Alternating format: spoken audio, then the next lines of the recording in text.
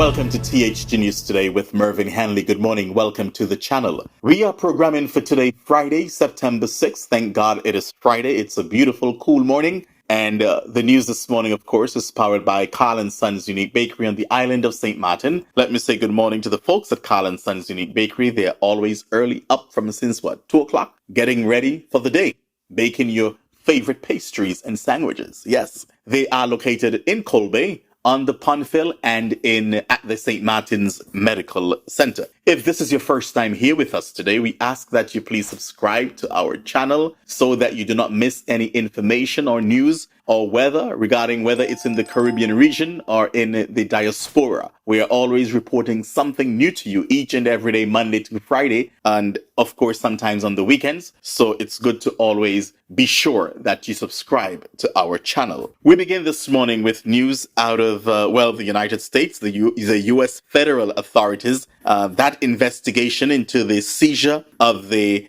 plane owned by the president of Venezuela, that's Nicolás Maduro's aircraft, and it has links to St. Vincent and the Grenadines. And that's an ongoing investigation into those links. Now, U.S. authorities have documented the plane's previous visits to St. Vincent and the Grenadines, Cuba, and Brazil, often with the President Maduro on board. The plane's registration in the United States was cancelled in January 2023, according to public records from the Federal Aviation Administration, because it was exported to St. Vincent and the Grenadines. This, according to St. Vincent Times. The records from the FAA show that a Florida-based company sold it to a limited liability company in St. Vincent, but the St. Vincent and the Grenadines company registry, they show absolutely no record of this plane. Now, the sale of the plane via a third country could involve a violation of American sanctions on Venezuela, a U.S. official said. So this is a news story that we will definitely continue to follow regarding, the investigation into President Maduro's plane and St. Vincent and the links, and I'm sure much will come to light in future news stories. Now, we move to a sad story here, people. Olympic athlete Rebecca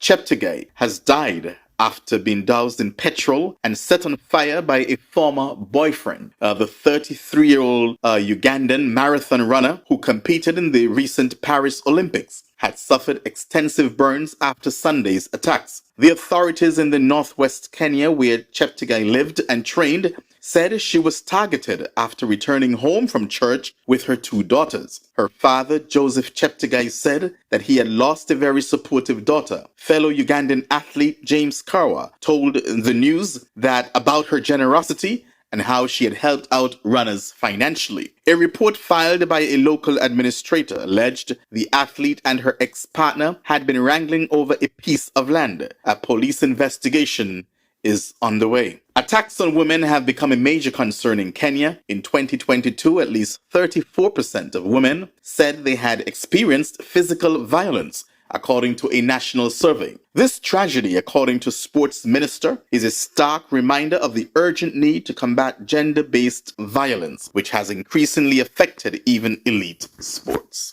Truly a sad story. I mean, you have a disagreement with your ex-partner or your lover or whomever. Look at this. This is a coward. He's a coward. A total coward who deserves to spend the rest of his life in prison. Yes.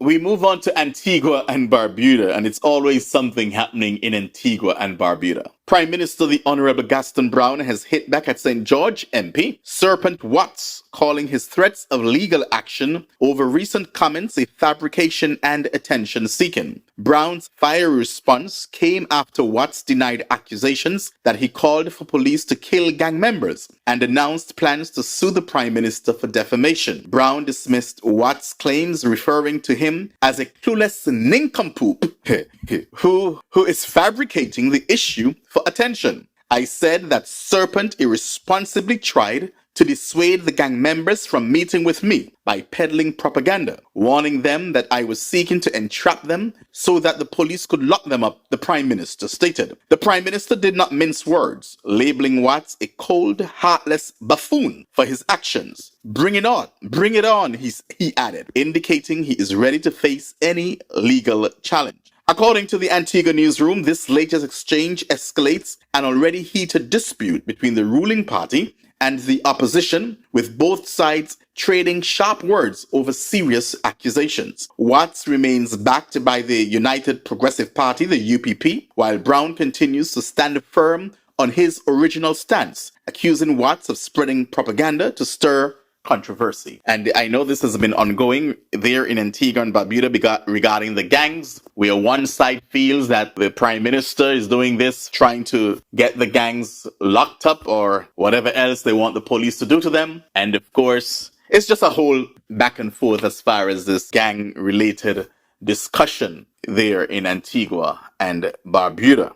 At the end of the day, all we want the gangs to do is to just chill out. Chill out. And I believe that is what the Prime Minister is trying to get them to do by engaging with them, having meetings and whatever else. However, I must say that I think we don't want to get the lines too blurry. We don't want to get the lines blurred. We don't want to give gangs who are committing serious crimes, we do not want to give them the impression or the okay, that, you know what, go on out and do what you have to do. We will forgive you. The community will forgive you. No, you commit a crime, you pay for that crime. And that's how justice is served. So while it is good, I agree with the Prime Minister that, you engage with the gang members and you find ways to make sure that there is peace or whatever the case may be. But I do not want it to be a situation where gang members feel like they're holding the country hostage, whether it's the parliamentarians or the citizens, because they have the ministers or politicians in the palm of their hands. In the United States, there is a saying, you do not negotiate with terrorists.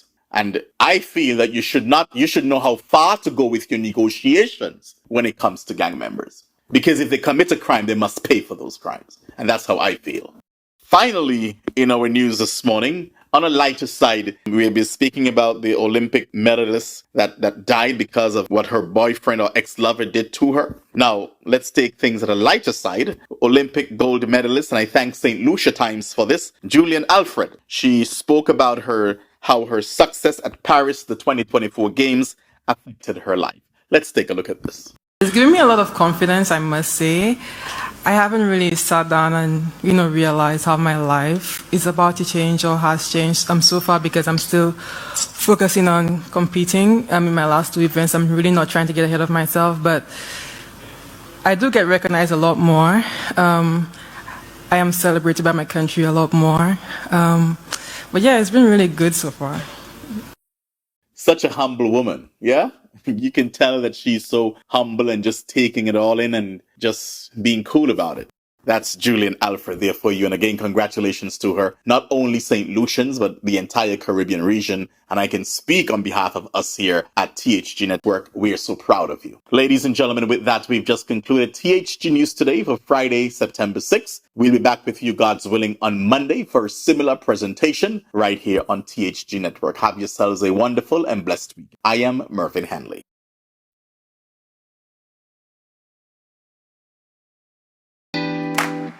Sons have been serving the people of St. Martin for over 40 years. And the food and service get better and better. From early morning, customers flock to the bakery for their favorite sandwiches, cakes, pastries, you name it. First thing at mornings and last thing at afternoons, folks rush to Carl & Sons for simply the best. There are two locations, Colbay and on the Pondville. In Colbay, the opening hours are Monday to Friday from 6 a.m. to 6 p.m. On Saturdays, 6 a.m. to 5 p.m. And on Sundays, 6:30 a.m. to 10:30 a.m. and 2 p.m. to 5 p.m. Opening hours on the Pondville, Monday to Friday, 6:30 a.m. to 6 p.m. Saturday and Sunday, 6:30 a.m. to 1 p.m. We also cater for weddings, parties, special events, whatever the occasion. It's Carl & Sons. Our staff, we are always happy to serve you. Call us today, the Colbay location, 721-544-2462. That's 721-544-2462. Or in Phillipsburg, 721-543-1059. That's 721-543-1059. It's Carl & Sons Bakery. We are here to serve you.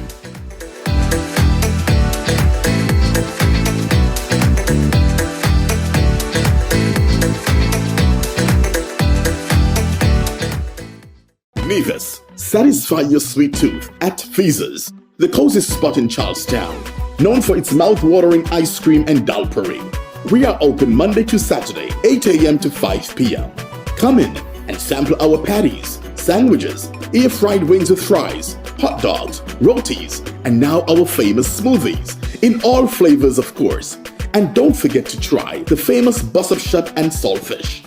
It's Feezer's, located at the entrance to the Cotton Ginnery Mall in Charlestown, Nevis. They're also available by phone, so place your order by calling 1-869-665-2458. Don't ask about the rest, just try the best.